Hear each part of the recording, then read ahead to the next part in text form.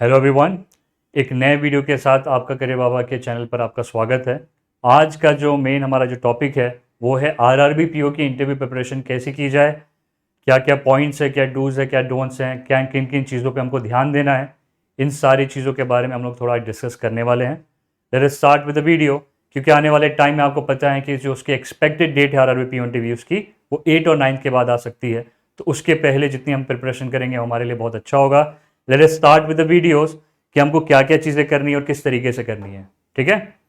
अब RRB PO के लिए जो सबसे पहली जो चीज़ आपको ध्यान में रखना है कि when we go for the interview, हमारे पास जो सारे डॉक्यूमेंटेशन हमारे यहाँ प्रॉपर होने चाहिए। सबसे पहली जो चीज़ है, जो आपको चेकलिस्ट दी गई है आरआरबी की तरफ से, वो सारे डॉक्यूमेंट के हमको कितने सेट बनाने हैं? 3 सेट बनाने हैं। एक ओरिजिनल के होंगे और 2 कॉपीज़ हमको जो है जेरोक्स के सेट हमारे पास रेडी होने चाहिए।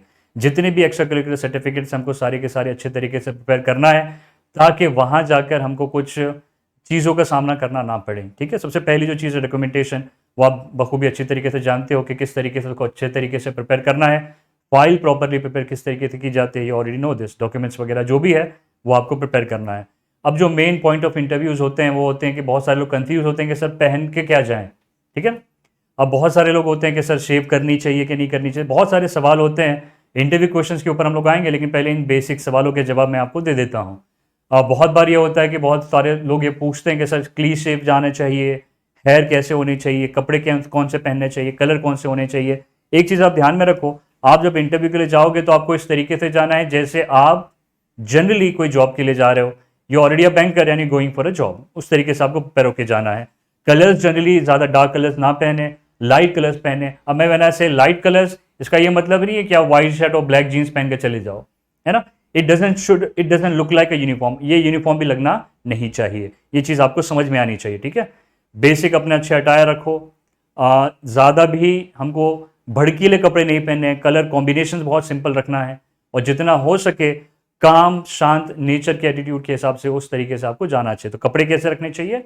सिंपल रखो, प्रोफेशनल रखो। और ज़रूरी नहीं कि आप टाई कोट पहन के जाओगे, अगर वो नहीं पहनोगे तो भी चलेगा। ठीक है।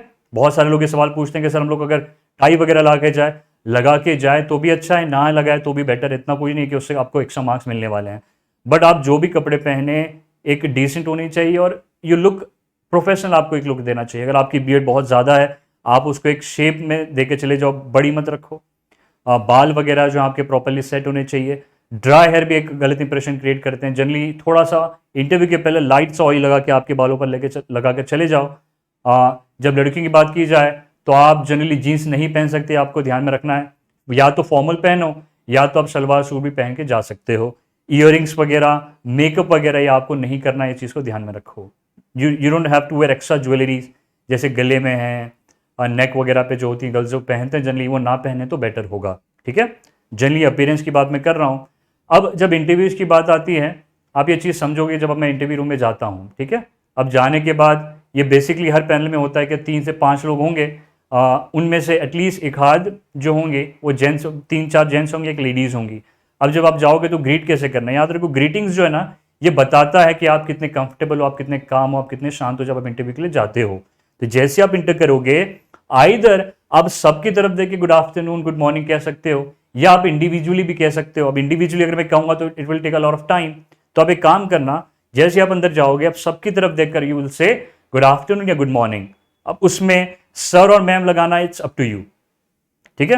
व्हेन आई से गुड आफ्टरनून सर, आप सबकी तरफ एक नजर घुमा देना और मैम की तरफ देके good morning ma'am, good afternoon ma'am भी कर सकते हो। या फिर आप गुड आफ्टरनून या गुड मॉर्निंग कह के आप सबकी तरफ एक बार नजर घुमा सकते हो। सबसे पहला बेसिक तरीका, आप चेयर पे जब तक नहीं बैठोगे जब तक आपको सामने वाले पैनल के लोग आपको बता नहीं सकते। ठीक है।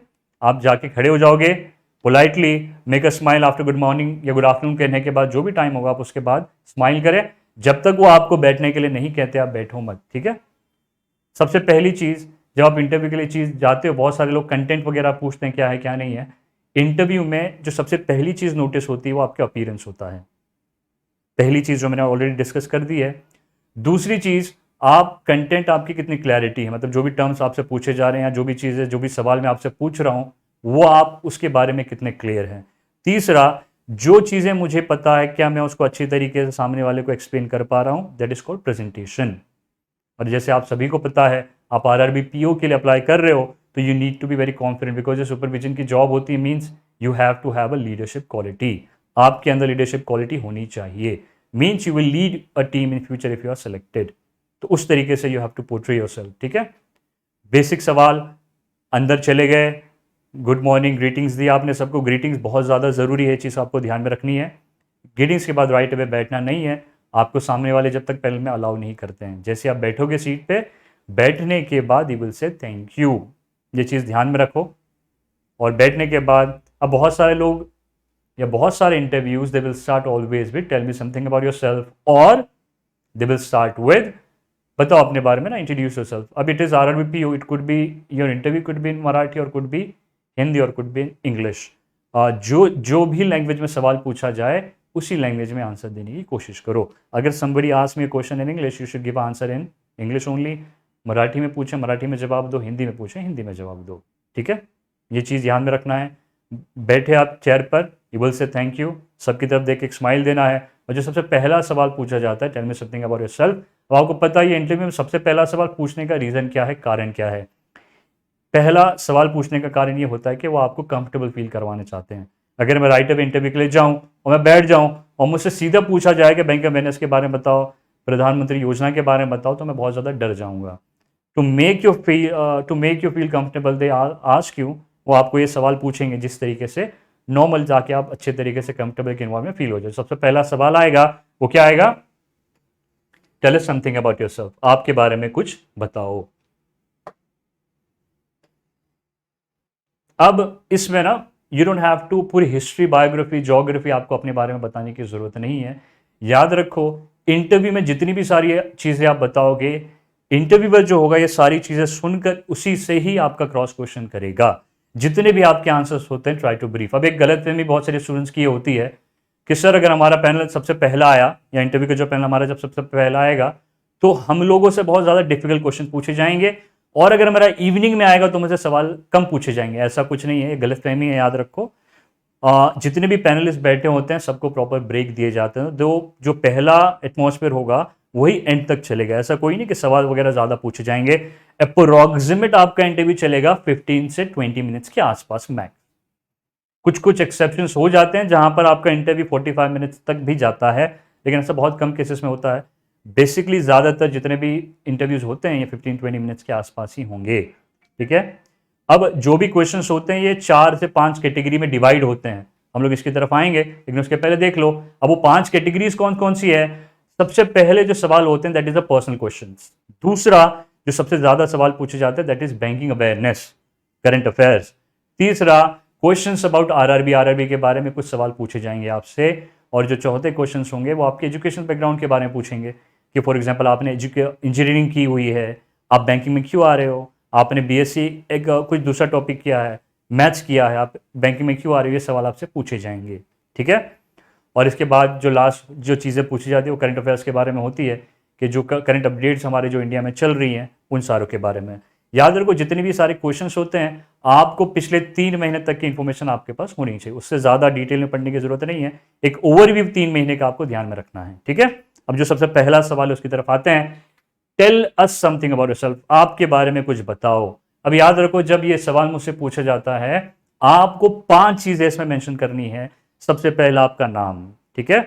अब आइदर यू से my name is I am. अब बहुत सारे लोग आई एम का इस्तेमाल करते हैं, लेकिन I am is in English ज्यादा पोलाइट साउंड नहीं करता ज्यादा, तो उसमें आपको मेंशन करना है माय नेम इज। जो भी आपका XYZ नाम है, माय नेम इज दिस, ठीक है। तो सबसे पहला क्या है, इंट्रोडक्शन। इंट्रोडक्शन में कितनी चीजें हैं, 5 चीजें। 5 चीजों में सबसे पहली चीज आपको क्या मेंशन करनी है, नेम। अब either your name should be your whole name, और आपने बस अपना नाम सरनेम के साथ बता दिया, जैसे my name is Khalid Ahmed, simple, पहला। दूसरा योर हाईएस्ट क्वालिफिकेशन। अगर आपने बीएससी एग्री किया है या आपने बीटेक किया है तो आप सवाल के जवाब किस तरीके से दोगे, I have completed my BSc in 2019, जो भी ईयर होगा, from this particular college. Simple, brief, clear. Highest qualification आप बताओगे। तीसरी आपकी जो भी स्ट्रेंथ होगी आप वो मेंशन करोगे। जैसे अब स्ट्रेंथ बताने का तरीका क्या है, I am hard working, I am smart working, I have a leadership quality, I can adjust to any situation, these are the strength that you can mention. चौथी जो चीज होगी वो क्या होगी? सबसे पहला नाम, एजुकेशन क्वालिफिकेशन, हॉबीज, हॉबीज के बाद समथिंग अबाउट जो आप बैंकिंग सेक्टर में जो भी आपका एम होगा वो आप मेंशन कर सकते हो। और fifth, it could be a family background, आपके फैमिली में कितने लोग हैं। लेकिन बेसिकली जितना शॉर्ट रखोगे आंसर को उतना बेटर होगा। आपका नाम, आपकी एजुकेशन क्वालिफिकेशन, आपकी स्ट्रेंथ, और आप क्या करना चाहते हो। बहुत सारे लोग अपनी वीकनेस भी इंट्रोडक्शन में बता देते हैं, वीकनेस इंट्रोडक्शन में बताने की चीजें नहीं है। ठीक है, ये चीज समझ में आनी आई। अगला, where do you come from and what is the speciality of your home town. अब बहुत बार ये होता है कि जैसे आपने मेंशन किया कि सर मैं इस गांव से हूं या मैं इस जगह से हूं या सिटी से हूं, वो आपको आपकी सिटीज़ के बारे में सवाल पूछेंगे। अब जब सिटी के बारे में सवाल पूछे जाते हैं तो it could be anything, culture हो सकता है, फूड रिलेटेड हो सकता है, लेकिन क्योंकि हम लोग RRBPO का इंटरव्यू दे रहे हैं तो इसीलिए they will ask about the crops, कि वहाँ पे कौन सी क्रॉप्स होती हैं, वहाँ पे रेट्स क्या है, कौन कौन से सीजन में कौन कौन सी क्रॉप्स उगाई जाती हैं। ये सारी इंफॉर्मेशन आपको आपके होम टाउन की, आपकी स्टेट की होना बहुत ज़्यादा ज़रूरी है, कंपलसरी है। ठीक है, अगला, as a student of art, science और commerce why didn't applied for higher studies, है ना। जैसे अगर मैंने कोई BSc मैथ्स किया है या मैंने BSc एग्री किया है तो बेसिक जनरल सवाल आपसे पूछा ही जाएगा कि मैंने MSc को परस्यू क्यों नहीं किया, मैं BSc क्यों कर रहा हूँ, या BSc करने के बाद मैंने बैंकिंग की तैयारी क्यों की। तो इसमें आप एक सिंपल सवाल ये दे सकते हो कि sir after BSc lot of my friends started preparing for banking exams. I also did preparing for banking exam. I didn't get time to apply for MSc, so I started preparing for banking. मैंने banking की तैयारी की और मेरा focus फिलहाल banking की job को प्राप्त करना था, हासिल करना था, तो मैंने MSc के लिए अप्लाई नहीं किया। जो नेक्स्ट क्वेश्चन होगा, why do you want to join banking sector, ये बहुत इंपॉर्टेंट क्वेश्चन है। अब इसमें बेसिकली सभी जवाब देंगे व्हाइट कॉलर जॉब है, सोशल स्टेटस मिलता है, वगैरह वगैरह। अब इसमें क्रॉस क्वेश्चन भी आ सकते हैं कि इंडिया में ना वी कैन क्रिटिसाइज एनीथिंग। आप देखोगे बैंकिंग सेक्टर का जॉब होगा लेकिन बहुत सारे बैंकिंग एम्प्लॉयज़ जो होते हैं या फिर अदर्स गवर्नमेंट सेक्टर्स की जॉब भी ले लो, वहाँ पर ही बहुत सारी चीज़ें होती हैं। ठीक है ना, तो आप जो ज्वाइन करना चाहते हो उसमें सबसे पहला जो है वो क्या होगा कि it is a white collar job. दूसरा क्या हो सकता है पॉइंट कि it has what, job security, social status. आप 4 से 5 एटलीस्ट पॉजिटिव चीज़ें मेंशन करो ताकि एक पॉजिटिव साइन दिखाई दे कि आप बैंकिंग में आ रहे हो, तो उसके पीछे भाई ये 5 रीजंस हैं, मेन पॉइंट जो पॉइंट्स होते हैं। ठीक है, what are your strength and weaknesses, ये सवाल पूछते हैं कि व्हाट इज योर वीकनेस, है ना। अब इस स्ट्रेंथ के बारे में तो आपको बताओ, अगर आपने मेंशन किया है आपकी हॉबीज वगैरह जो है वो मेंशन करोगे। इंट्रोडक्शन में आप हॉबीज मेंशन कर दोगे तो that is a better option. Fourth की जगह पर आप हॉबीज मेंशन कर दो और लास्ट में आपका एम मेंशन कर दो, है ना। तो इंट्रोडक्शन में हॉबीज अगर आपकी ऑलरेडी ऐड हो चुकी है, नेम बोलो, एजुकेशन क्वालिफिकेशन बोलो, स्ट्रेंथ बोलो, हॉबीज बोलो और फिर आपका एम बोलो। अब इसमें इंट्रोडक्शन में तो आ गया, लेकिन बहुत बार फिर वो आपसे इंडिविजुअली अलग से सवाल पूछेंगे। वो सवाल क्या होगा कि व्हाट इज योर वीकनेस। अब वीकनेस क्या है, अब वीकनेस आपकी ऐसी होनी नहीं चाहिए जो आपकी पर्सनैलिटी को गलत तरीके से पेश करे, पोर्ट्रे करे। तो उसमें आप एक सिंपल चीज़ बता सकते हो, that is not related directly to your personality. सबसे पहला ये आप ये बता सकते हो कि I drink too much tea, मैं बहुत ज़्यादा चाय पीता हूँ। अब आप बोलोगे सर वीकनेस में कैसा आया, अब इसमें जवाब क्या दे सकते हो, when I drink a lot of tea I lose my appetite, when I lose my appetite I don't eat much and I feel sick. तो उसमें आप क्या कर रहे हो, अब इसमें आप ऐड भी करोगे, ये ऐड करना बड़ा ज़रूरी है कि now I am controlling it and I don't drink that much of T. आप ये बता सकते हो कि अब वो वीकनेस के साथ आपने बता दिया कि आप उसको किस तरीके से ओवरकम कर रहे हो, तो उसमें इनडायरेक्टली ये दोनों चीजें कवर हो जाएगी। सेकेंड चीज आप ये बता सकते हो, I eat a lot of junk food. अब आपको पता है कि आप जंक फूड खाते, तो ये आपकी वीकनेस कहां से हुई, तो आप क्या जवाब दोगे, junk food is not healthy and is not clean but you like it, that's why you eating it, so right now I am cutting it down. मैं इसको कम कर रहा हूं, अब मैं इतना नहीं खाता हूं, अब मैं कम कर चुका हूं, मैं बहुत ज्यादा चीजें घर पे बनाकर खाता हूं, ये वीकनेस है। अब वीकनेस के साथ आप ओवरकम कर रहे हो उस तरीके से, वो भी एक्सप्लेनेशन बताओ ताकि उसके बारे में ज्यादा क्रॉस क्वेश्चन ना आए। क्लियर है, चलो नेक्स्ट देखते हैं। ठीक है, अगला कि आपके होम टाउन के बारे में, जैसे मैंने बताया आपको स्पेशल कुछ बताओ। ठीक है,